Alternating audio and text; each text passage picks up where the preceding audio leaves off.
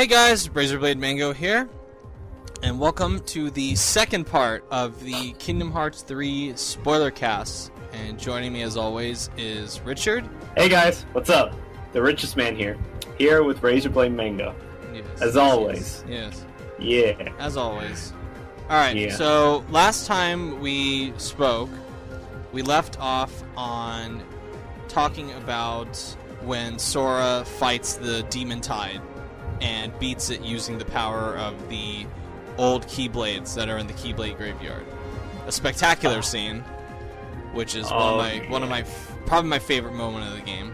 One of my favorite moments of the series. One of my favorite moments in gaming ever. It's incredible. Might be one of my favorite too. So let's get into fighting the organization. So I didn't actually think that we were going to fight everybody. I just assumed that Nomura would pick maybe like 6 or 7 to fight in the Keyblade Graveyard, and I assumed that maybe the other ones, like maybe we would get to fight all of them, but they would be strewn out throughout the worlds. I mean, for me, I didn't think we were gonna fight all of them, but Yeah. what I was expecting was seeing all of them clash to each other, like in an actual cutscene. Yeah. But we didn't see that. Instead, we had to fight them all separately. Yeah. That would be a great visual, like in a cutscene, but it wouldn't really work in gameplay. It would be too hectic from a gameplay perspective. So the way that they go about doing it is that Xehanort, for whatever reason, just makes a maze that you just go through and you just do a bunch of group boss rushes, basically, and they're all divided up by, you know, the stories that they come from, which conveniently so, they're all like divvied up into like their own separate stories and whatnot. Which is awesome. Which, yeah, it works. Like I didn't expect it to work, but it really does. The only thing that's distracting about it is that each of the Organization XIII members has like their own death scene. And it's funny to think about, like, you're fighting these guys, like, in a group. All of a sudden, like, the other two just stop fighting and just stand in the background and watch while this one character has his death scene, and then it's like, oh, now we go back to fighting the other two, and then the other one that's dying has their death scene, the other one steps back. It's a funny image, just watching them just like, kind of stand in line and waiting for their dramatic death scene each time. Yeah, that's right. But I liked, I guess we'll start with, let's start with Replica Riku or Ansem Riku and Xigbar, which Ansem Riku gets his soul taken out. Wait, it's Ansem Riku, Xigbar, and Replica Riku? No.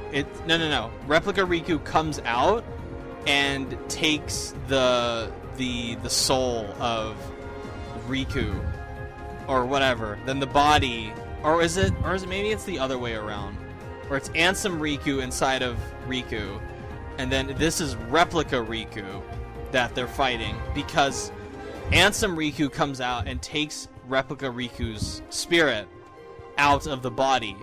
So then in turn, that replica, that empty shell, can go to Namine, which is the desire that the Riku inside of the darker Riku inside of Riku wants, which is the Riku from Chain of Memories, because he has that connection to Namine.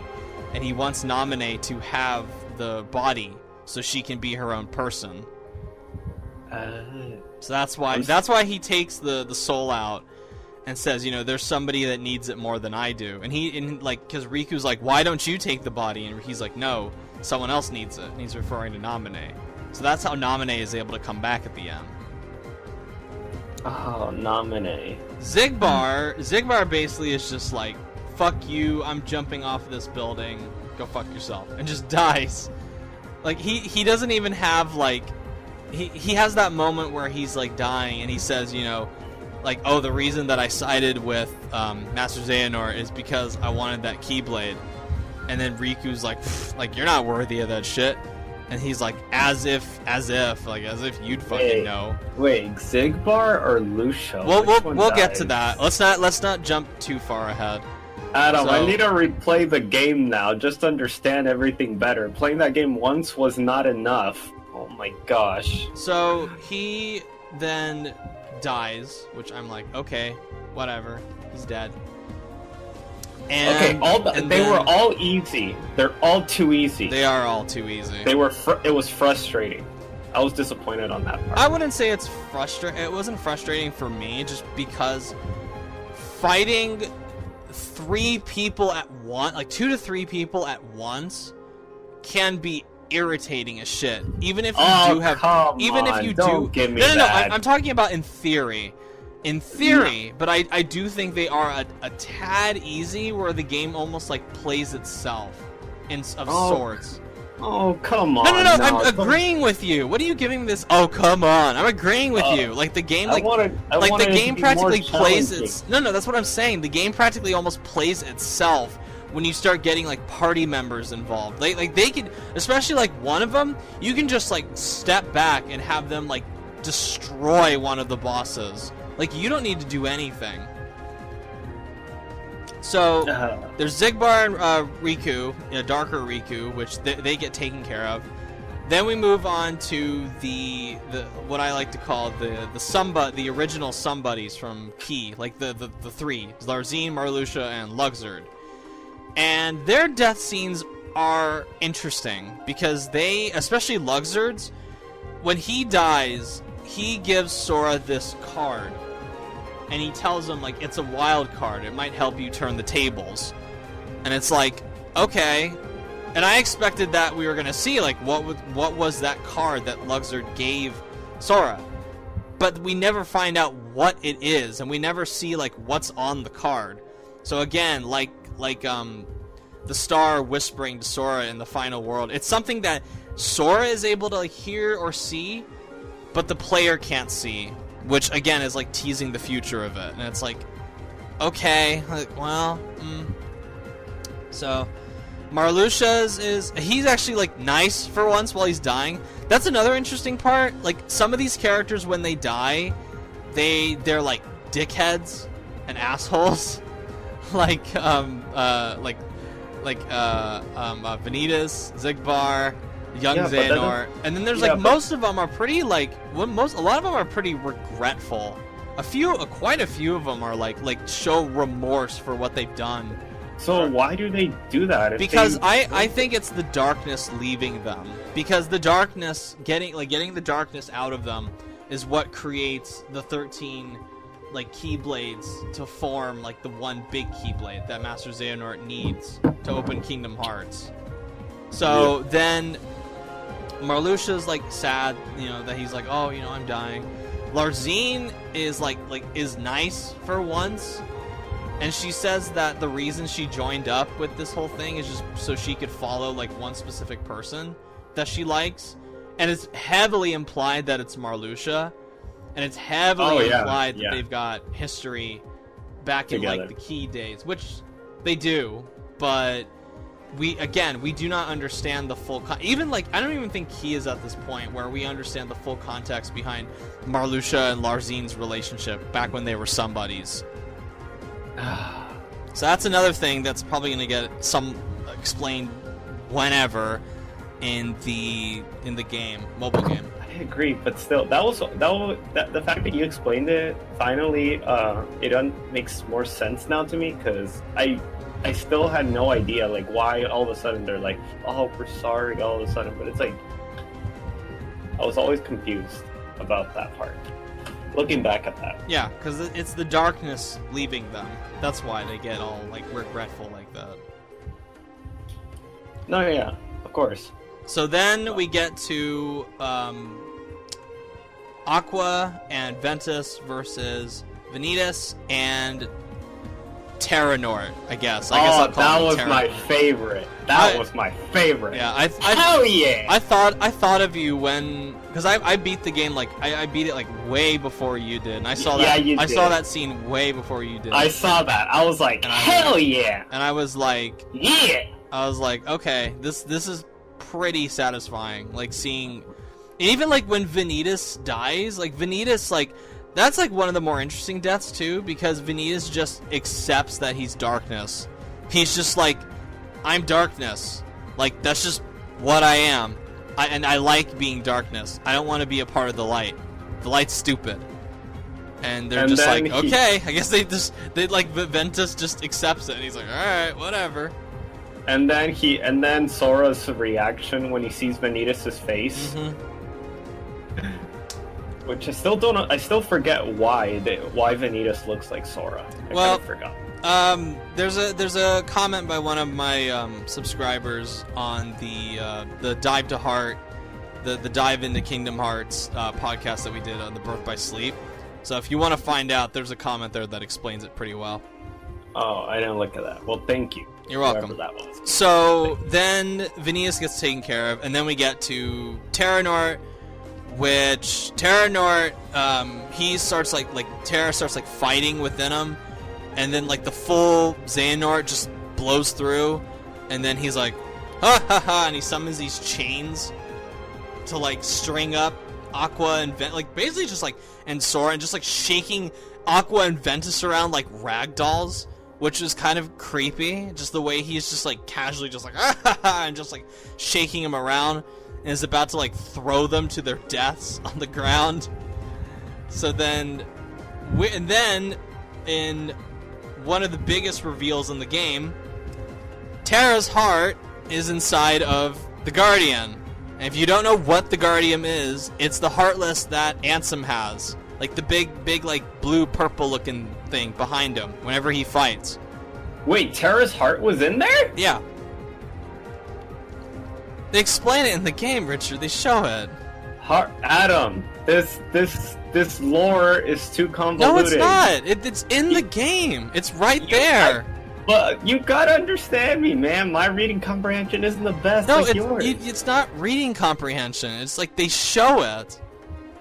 They show it. Like Terra is the Guardian. Like his heart is inside of the Guardian. His heart's there, but his body is not. It's that blue thing you said. The blue thing that's behind. And a long time ago, I actually read a Reddit post a very long time ago, like good 5-6 years ago, that said that described a theory that said that Terra's heart was inside of the Guardian. And I forget specifically what evidence this person pointed out, but they were absolutely right. And I saw them come back to that post 5 years later after it was revealed that Terra's heart was inside of the Guardian, and was like, I fucking knew it. So that guy was right 5 years ago. He got it 100% right. Way to go to that person. Give him a round of applause, everyone. And if you watch, there's a cutscene in Dream Drop Distance. There's one very subtle clue that if you notice in Dream Drop Distance, it's after Riku fights Ansem at the very end, not at the very end, but before he goes to the world that never was. When he fights Ansem and the Guardian, right before the Guardian disappears, it kind of stares at Riku, in this way that just seemed off. Something was I didn't really think about it at the time, but looking back on it, I'm like, oh, Nomura might have known 6 years ago before, or 7 years ago before Kingdom Hearts 3 came out, what he was planning to do with revealing where Terra was. And if you just the way the Guardian lingers and looks at Riku is it's odd. It was something about it was a little off, but I didn't really think much of it. Wait, the way it looks at Riku. Just go back and watch the cutscene from Dream Drop Distance where after Riku fights Ansem, just watch the way the Guardian looks at Riku before it disappears. It just lingers there. Rather than disappearing with Ansem, it just stays and looks at Riku. And I think that's because Terra's heart knew that he gave the passing of the Keyblade to Riku when he was a kid. So he's got that tie to him. So you're able to see it somewhat from the Guardian in Dream Drop Distance. It's really, really subtle, but it's there. And I bet that was done intentionally to tease this reveal.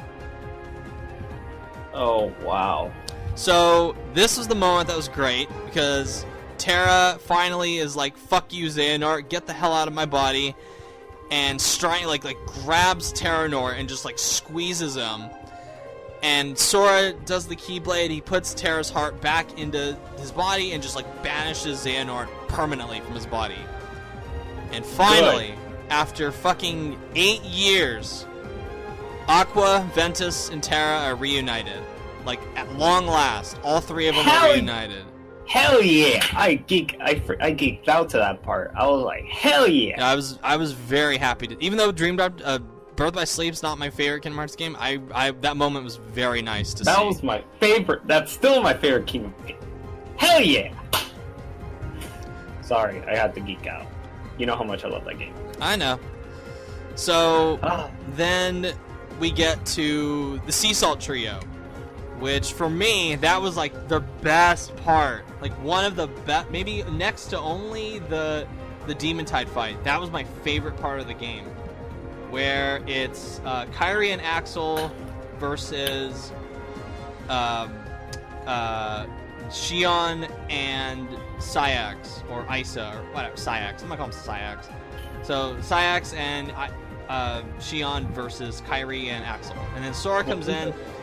And of course, this is the one time that you have like Kairi as a party member, and it's only for like a few seconds. And it's like, thanks, great, awesome. Like we gave you Kairi as a party member. Look, guys, we did it. And I'm like, oh, thank you. Well, thank you. Not really, but thank you. So there's that.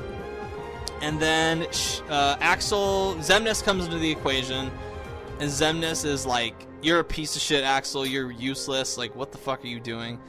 And Axel's like, you know how many people I got rooting for me? Go, basically, like, tells Xemnas to go fuck himself, which I thought was amazing, and I love that moment. And he's about to hit Xemnas with the Keyblade, and he's like, this is some kind of joke, and just, like, shatters the Keyblade. And Kairi's out of commission, Sora's out of commission, I guess. They're on the ground, just laying there, just like, and so then, basically, like, Xemnas, like, tortures Axel to an extent. He does, like, the lightning bolt thing that or the laser beam thing that he does at the end of Kingdom Hearts 2, and just, like, shoots Axel, like, a billion fucking times with those laser beams. And Axel is about to get killed, and then Xion stops Xemnas from attacking him, and says, you know, we need him alive. And Xemnas is like, fuck that, we only need his heart, we don't need his soul, fuck off. And then but Kairi, like, stops him, and Xemnas is like whatever, and just, like, knocks her down. But then her cloak, her hood comes off, and that's when, like, Axel, like, realizes, like, oh shit, Xion. And he's about to, like, destroy Xion. And this, after 13 years, this is when Roxas finally comes back. Because he, like, for whatever reason, he, like, leaps out of Sora's heart, goes to the fucking castle at Radiant Garden, gets in the replica, and then just, like, shoots back to the... I don't care about, like, the semantics of it. I don't give a crap how stupid that is. The moment when, like, you hear the other promise, like really build up to where, like, Roxas takes off the hood and the music kicks in, I was just like, fuck yeah. And seeing, like, all three of them, like, Roxas, Xion, and Axel just, like, come together, and, like, just basically, like, Roxas telling Xemnas as well, like, yeah, go fuck yourself. You like, you're not as good as winning people over as you think you are. Now I'm gonna kick the shit out of you. I had a feeling that was where the replica was. It was the replica Radiant Garden that they were making. But it looked like Ventus's body when I saw it. Was it? No, I think it's just a regular, like, replica model. I think. Okay, it was like a replica model with Roxas's face, right? Possibly. Right? Possibly. Because it did have Roxas's face on there. When I saw it, I'm like... You don't see it. I don't think you see it, though. You just see, like, Demyx carrying the body. You don't see, like, what it actually looks like. Yeah, that's why. Yeah, but you don't. But you don't see the. I don't think you see the face or the hair. I could have swore I saw the face and the hair. I don't think you do. I don't know. Whatever. I need to replay that game again. So, then you get this, like one of the... This scene would be perfect. Like, I've waited a long time to see this scene. And I thought it was like 99% perfect. The 1% that I thought was so fucking stupid, of course, and you know this is coming, Richard, is Kairi getting fucking kidnapped again. She gets kidnapped in like every fucking game, it seems. Every numbered game, she's always getting like dragged away by people. And like Xemnas just pops up behind her and is like, I'm taking Kairi, and just grabs her wrist, and she just fucking lets him, and she's just like, just like barely moves, and Xemnas is like monologuing. So I guess all that training in the forest with no time limit whatsoever still did not properly prepare her to fend off a kidnapper. It took her, she's like wielding this Keyblade, but all Xemnas has to do is just grab her wrist, like, okay. And Sora doesn't even do anything. Sora just stands there and just is like, Kairi! And just stands there and stares as Xemnas just takes her away. I'm like, are you fucking kidding me? Are we really doing this again? Seriously? We're doing this shit again where, like in Kingdom Hearts 2, Axel just grabs her wrist and is like, alright, come on, bitch, let's go. And then in this one, Xemnas just grabs her wrist again. It's like, come on, bitch, let's go. And then they go. I'm like, this is so stupid. It's so lazy and so fucking stupid. But then we get to Sora and Roxas and Xion versus fucking Sayax. And it is one of the best fucking fights in the whole game. It's amazing. I don't care how too easy it is. Just the sheer spectacle of like watching the three embodiments of Sora fight Sayax while this like fucking incredible like genius level fucking music from Yoko Shimomura plays, where it's a combination of Vector to the Heavens and The Other Promise, two of the saddest, most like tragic character themes in the whole series. They combine them together into like one of the most triumphant, cathartic boss fight themes I have ever heard. It's nothing short of genius, similar to what they do with the Key of Light and the Dearly Beloved remix for the Demon Tide finale. This is just amazing. Like Yoko Shimomura, I think she like outdid herself with this one, and she's outdone herself for the past like fucking years. 17 years she's outdone herself. And this every game she always outdoes herself. I don't think every game she outdoes herself, but this one, this particular track was like, holy fucking shit. For Kingdom Hearts 3? Wow. Hell yeah, it was. Kingdom Hearts 3 might have my favorite soundtrack. I think 2 still has my favorite one, but 3 has a great soundtrack. No question. 3 has a great soundtrack. Might be Birth by Sleep. Oh no, but Birth by Sleep only had 2 new worlds. That's the thing. So there was more than 2 worlds, but still, I don't know. So Sora, Xion, Roxas versus and Roxas is wielding the Oblivion and the Oathkeeper. I was like, oh yeah, while he's like fighting Sayax. They kick the shit out of Sayax. Like this is the fight where you could just like step back and let Roxas and Xion just beat the shit out of Sayax. Like you could just do that, just step back and be like, alright, go for it, dude. Wait, Roxas will beat the shit out of Sayax? You really don't have to do anything in that fight. You probably could literally just like stand back. You'd have to block Sayax's attacks.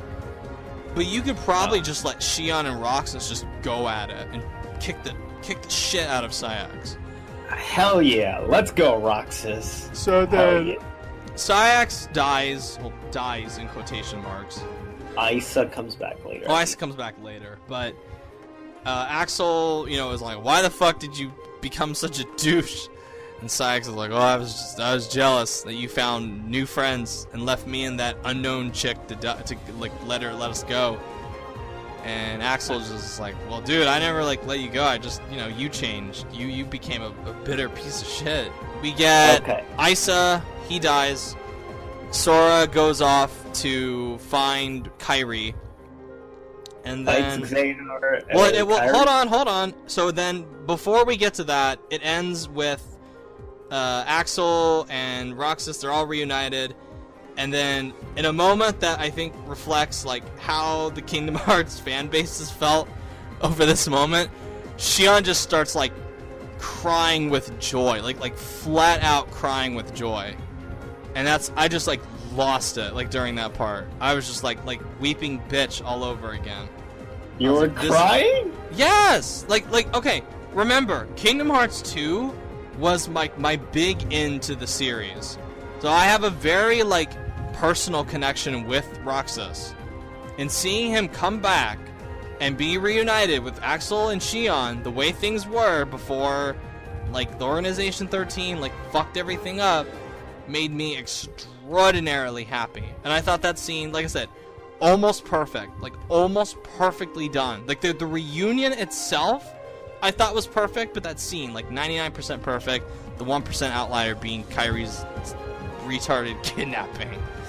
So then we get to one of the coolest fights in the game too. Is the 3 Xehanorts versus Sora, Riku, and Mickey, and it's an okay fight.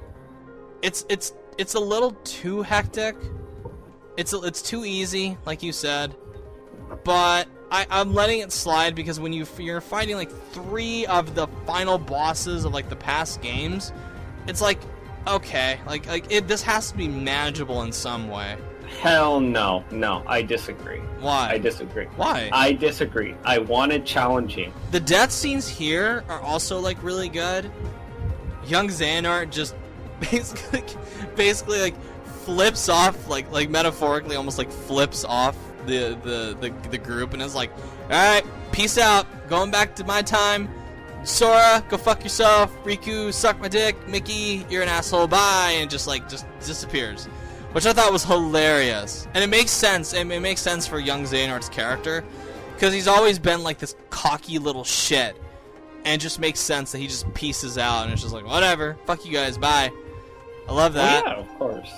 I loved Ansem's death was really interesting because he's basically saying a final farewell to Riku, and it's he acknowledges I'm Riku even says I in a way I'm going to miss you, which I thought was a little strange, but it makes sense because he's Ansem's been with him for years now, literally for years.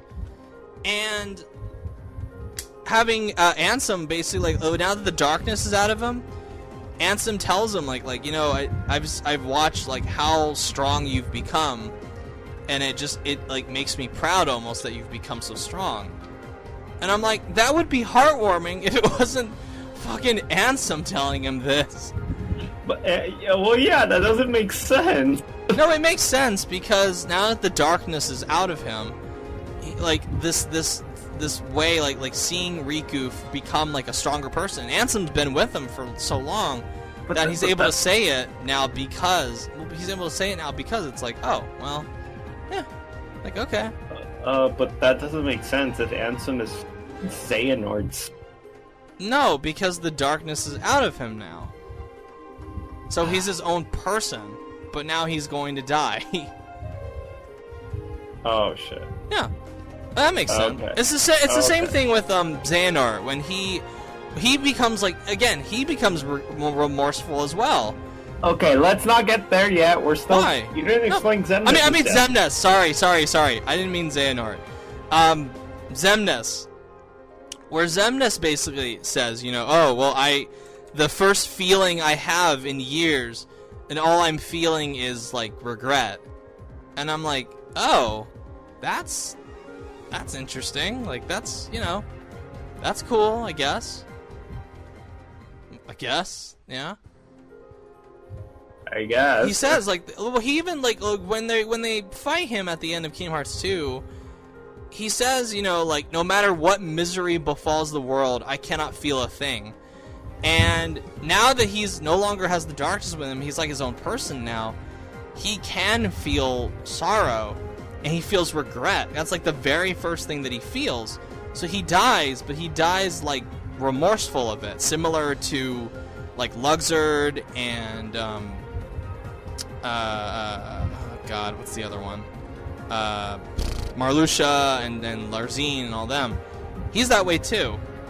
Which, coming from the leader of Organization XIII, the old one in Kingdom Hearts 2, that to me like really like struck a chord with me. Seeing like the final boss of my favorite game ever basically like admit what a terrible person he's been. Mm-hmm.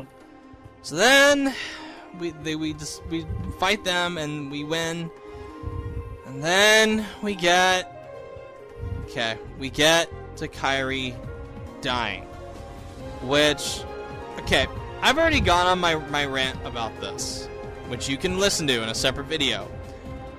However, for a second I thought you were gonna skip it, but okay. No, well, I have to talk about it in case someone hasn't seen the video. Kairi's death. Okay. There was an article that was released by Polygon like last week that talked about how Kingdom Hearts fails its women as a series. And while I do not agree with everything that was written in that article, like I would definitely like disagree with some of the stuff. Their reasoning for why Kairi was like completely fucked up in Kingdom Hearts 3 and throughout the series since 2 is absolutely 100% right. And this was their chance. Like this was the chance, the opportunity to make Kairi like a strong badass. Like after all this time to get she's getting her new outfit. Check. She's got her new Keyblade. Check. She's gotten trained how to use a Keyblade. Check. We see her fight. Check. This is it. And what ends up happening? Oh, she gets kidnapped and she gets killed so Sora can get angry. Which is bullshit. It's such bullshit. Like, that is the one of the aspects of Kingdom Hearts 3 that just makes my blood, like, boil with rage. Like, when I first saw that for the first time, I think my jaw, like, dropped open. And I was like, you have got to be fucking kidding me. All this hype with Kairi, you know, with Kairi like being like a Keyblade wielder and being a badass and all that. No, she is completely fucking useless in this game. Beyond saving Sora from the final world, she is useless. What happens when she fights Xion? Oh, she gets her ass kicked. What happens when she gets kidnapped? Oh, she just moves her wrist a little bit and lets Xemnas take her away. What happens when she starts like fighting again or doing stuff? Oh, whatever. I'm just in the background. It sucks. The way they did Kairi wrong in this game just sucks. And I don't think any Nomura does not know what to do with Kairi. I'm gonna say it here. He has no fucking clue what to do with Kairi other than to have her be blood that greases the gears of this plot. That's all she is at this point. She's just like meat. She's just meat being fed into the chop block. So Kairi's death is a load of bullshit. It's like I said, this is the one chance that they had, and they blew it. Like hardcore blew it. And I'm so thoroughly disappointed in what they did. And then I'm not the only one that thinks this way, because when without any self-awareness whatsoever, the Kingdom Hearts Twitter posted that stupid ass tweet where they were like, alright, Kairi, here's Kairi, and Kairi's like, this time I'll fight for you. Oh, and then everybody was like, fuck you, fuck off, that is such a lie. Like, that is a lie. People were not, including me, people were not fucking having it with that tweet. No, And yeah, I was like, they weren't. I was like, I call bullshit. Well, I saw you say that's bullshit, and I just laughed. It is bullshit because it's it not true. It is. Like it's I know, objectively it's not true. Whose idea was it to put that as a tweet? I don't know. Business. It was probably one of the businessmen. I don't know. That probably didn't even play the game at all. I don't care who it is. I just want somebody to like slap Nomura on the back of the head and tell him like, "Hey, dude, can you for once make Kairi a badass? Like, would it have killed you to make Kairi a badass in this game? Like, seriously, would it have killed you?" And I don't know whether it's like the voice actor, the new voice actress, or the fact that like her new look, but she looks younger in this than she did in Kingdom Hearts 2. It's like the weirdest fucking thing. Like, she looks and sounds younger in this. And I think a big part of it is not having Hayden Panettiere back as Kairi, because they didn't even like ask her to come back. Like, which I thought was like really disrespectful on Square Enix's part. They asked David Gallagher to come back as Riku. They asked Haley Joel Osment to come back as Sora. Why can't we get? I know she voices Shion, but why do we have to get Allison Stoner? And Allison Stoner's not a bad Kairi. She's good, but she just doesn't capture like the grown-up Kairi like Hayden Panettiere would have. Oh yeah, wait, isn't Allison Stoner from? I don't know. I don't care. I don't care who she is. Didn't she play as Isabel and Phineas and Ferb and was in that Disney Channel Camp Rock? I don't know, Richard. I don't watch the Disney Channel. I don't watch the Disney Channel anymore either, man. I'm just asking. I don't know. I don't care. She's not my Kairi. Hashtag okay. Not my Kairi. The Kairi that I know and liked died in Kingdom Hearts 2. Like, I don't know who this new Kairi is, but she ain't my Kairi. She ain't Kingdom Hearts 2 Kairi. She's not even Kingdom Hearts 1 Kairi. She's so like mellowed out compared to how she was in like 1 and 2. Like 2 it's obvious, you know, she's mellowed out from the first one because she's grown up. She's, you know, had some tragedy and stuff like that. And that makes sense because Kingdom Hearts 2 is a more like melancholic story than Kingdom Hearts 1 is. And Kingdom Hearts 1 is already a fucking like melancholic story. But this one, it's like she's a completely different person, which really like took me aback. I was just like, what the hell? Like who is this new Kairi? This is weird. Like, what the fuck? So anyway, that's enough about Kairi. Then we move on to like Sora. Basically is like, he's like defeated and he's like, how do I keep going? And then they're like, all right, let's fend off the Heartless here, and let's do this thing where we have powers that send Xehanort back in time to Scala at Kylam, I guess. I don't know how that works. I've seen the cutscenes like so many times, and they say it's like because Xehanort's a conduit of time travel, and I'm like, okay, I guess that's how it works. Weird. What? It's Kingdom Hearts. That's normal by Kingdom Hearts standards, I guess. So then we get to Sora, Donald, and Goofy in Scala at Kylam, which that world is my favorite. It's weird. It's the best looking world, but we can't explore it. Exactly. Man. It's visually like they've outdone themselves, like the visual style of it and the I thought we were gonna explore it. Yeah, and we can't explore it. Like, we don't even get to hear the field theme for like more than like 10 seconds before we have to fight. And the field theme is one of the best tracks for the series Yoko Shimomura has ever made. And we barely get to hear it. Like, when we go to the world that never was, we get to hear that theme, like the Sacred Moon theme, like way more times, way longer than we get to hear like the brilliant Scala at Kylam field theme. It's such a shame. But what is Scala at Kylam? Scala at Kylam is what I assume are the remnants of Daybreak Town.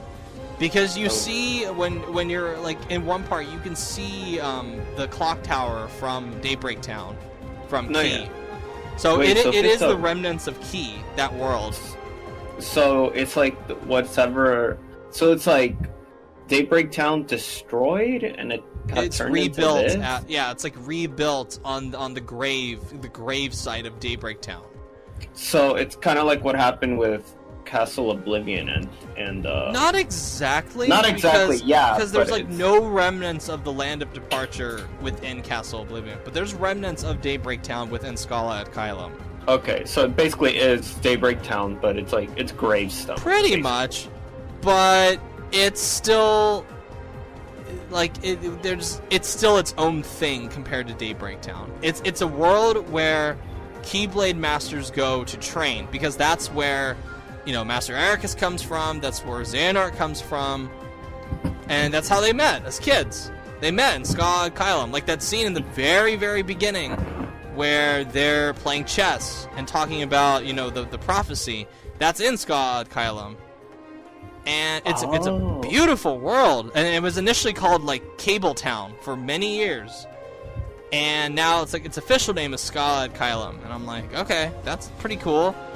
But then we don't even get to explore it, and I'm like, okay. And supposedly that's Nomura's favorite world throughout the whole series, because he's always wanted to make a world that's like a Midgar like city from Final Fantasy VII. And I'm just I'm like, why? Like, why? If it's your favorite world, how come you didn't let us explore it? Yeah, because I feel like that would have been amazing to explore. You technically can explore it. It's just you have to fight off the stupid boss battle while you're doing it. Okay, yeah, no, that's annoying. And I didn't really like that boss fight all that much. I just found it annoying. The 13 remnants. They're irritating. Like, they're not fun to fight. They're just like, they just pop up at like the most inconvenient moments and just start fucking spamming you. It's stupid. You just suck. No, fuck off. It's a stupid fight. It's a stupid fight. No. Just because you have a high tolerance for shitty boss fights doesn't mean that it's a good boss fight. Xehanort finally, revealing his like boss form, I guess. Wait, what were those 13 darknesses? They were his heart, like his heart, basically. Because that's the point of Organization 13. Oh yeah, that's right. Yeah. So his went into all those 13 darknesses. When they all died, all those hearts got released, and that's what they all were. But like, even when you beat those replicas initially, they come back to life anyway, and like go like they form inside of Xehanort. Like it makes him stronger, and that's how he gets that sick ass looking goat armor or ram armor of his. It looks cool. I like the look of it. It's a fun fight. Like, I really like the fight where he's in that uniform. When I saw that uniform, I don't know. I got that feeling. What? I don't know. It reminded me of, I don't know. The first thing that came into my head when I saw Xehanort transform was the devil for some weird reason. I mean, rams are like goats are, they're symbolic with Satan and all that, so that makes sense. Yeah, but I guess the way, because I know Japan, whenever they reference like the devil or something, they usually mean to reference demons sometimes, or that he is evil. Yeah. Basically. Yeah. But overall, I did love that Xehanort fight. It was like my favorite boss fight in the entire franchise. So, yeah. I liked it. I thought it was fun, but why did they have to include an underwater section? Hey, that part wasn't too bad. It's a neat novelty in Pirates of the Caribbean. Like, it makes sense within the Pirates of the Caribbean world, but to then like have a big part of that fight be underwater is just like guys, really? Come on, seriously? It wasn't that bad. You could just shoot him. It's not fun. But the fight that I really did like was like the very last one, where it's like when Sora and Donald and Goofy They're there at the beginning, like with Jiminy. They're there at the end, like going against, fighting on top of like the destroyed clock tower, at the very top of Skull Adkylum. And Xehanort, he does the whole like, you know, there's one sky, one destiny, and he like summons Kingdom Hearts.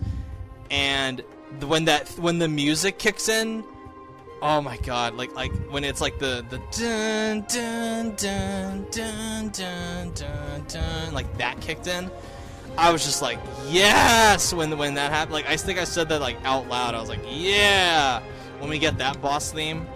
And that fight I really, really liked. I thought that was a really satisfying like final boss against yeah.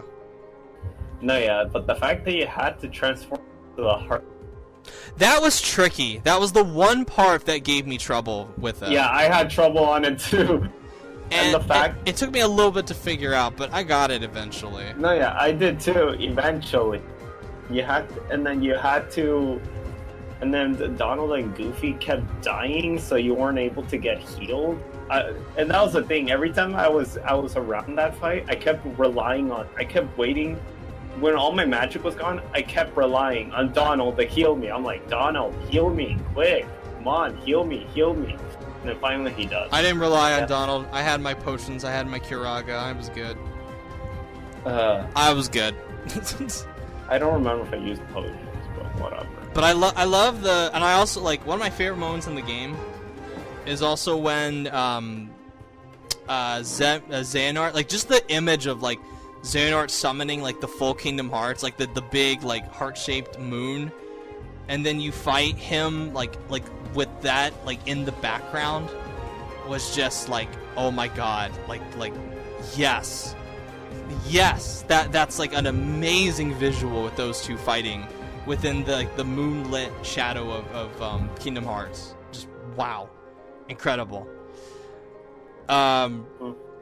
And then, like, one of my favorite parts, too, is when Sora gets knocked out, and it goes to, like, the game over screen, and you hear, like through your controller, like, on the PS4, you hear, like, Donald and Goofy, like, calling to Sora, and then you, like, revive, and you do, like, that one, like activate, like, the Trinity. It's, like, the power of friendship with Triangle, and then like Sora and Donald and Goofy, like they all like push back against Xehanort's final attack, and they do like the one final like attack, and just boom, just done.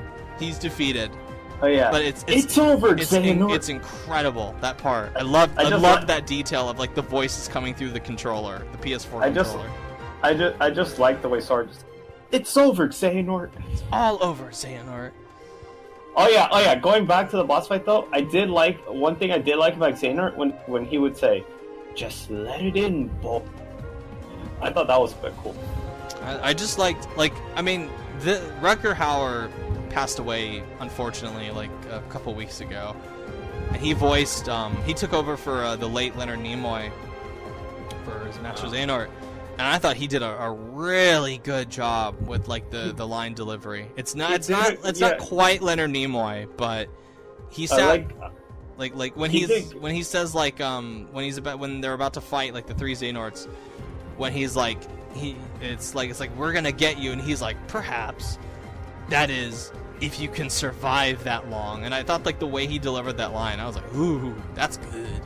That's good villain delivery. I like that. And also when he says like there's like one sky, one destiny, and then like the music just kicks in, like the choir. I loved it. So cool. I still like the other. Which one? The original actor for Xehanort. Oh yeah, Leonard Nimoy. Yeah. Oh, I like. Yeah, he is Matt. I don't know why they didn't bring him back. I was sad. Because he's dead. Oh, he's dead? Yes! Oh, yeah, that's right. What do you think I meant by the late Leonard Nimoy? I was confusing him with the other guy. No, for some weird reason. Both are dead now. There's like both of them. Like there's both the Japanese and English voice actors for the original Xehanort died, and now the American one has died again, like the replacement. gosh, which is depressing. Yeah, so, that I can see why they replaced him, because they knew that he was. Well, they didn't have a choice. They couldn't they couldn't not have him. They couldn't not have Xehanort in Kingdom Hearts 3. That would have made no fucking sense. No, that would have. Imagine Kingdom Hearts 3 without Xehanort. Yeah, that would have just been silly. That's like having a Kingdom Hearts 3 without a badass character. Oh wait, they did. Alright. Yeah. So we're gonna end it here. Next time we're gonna get into the final scenes, the prologue, the secret movie, Remind, and the future of the franchise. Like what we think about the future of the franchise. So as always, I'm Razorblade Mango. And thank I'm you, the richest Richard. Man. Yep, thank you, Richard, as always, for joining me. Yeah. And we will catch you guys on the third and final installment of the Spoilercast. Kingdom Hearts Spoilercast 3. Yep. Yeah, Kingdom Hearts 3 Spoilercast Part 3. No, it's Kingdom Hearts Spoilercast 3. No, it's not. Kingdom Hearts 3 Spoilercast Part 3. Kingdom Hearts Spoiler. We're gonna do a Square Enix name. We're gonna do Kingdom Hearts 3-3 final chapter epilogue secret. There, we're gonna do that. Okay, fine. We're gonna do a Square Enix name, a stupid Square Enix name. Did you name that for the other two? No, I did not. You should do it for the other two. No, I'm not Square Enix. I'm not that. I don't do dumb naming conventions like that. No, thank you. I'd rather not. So anyway, thank you guys for watching, and we'll see you guys for the third part. Bye. All right, peace.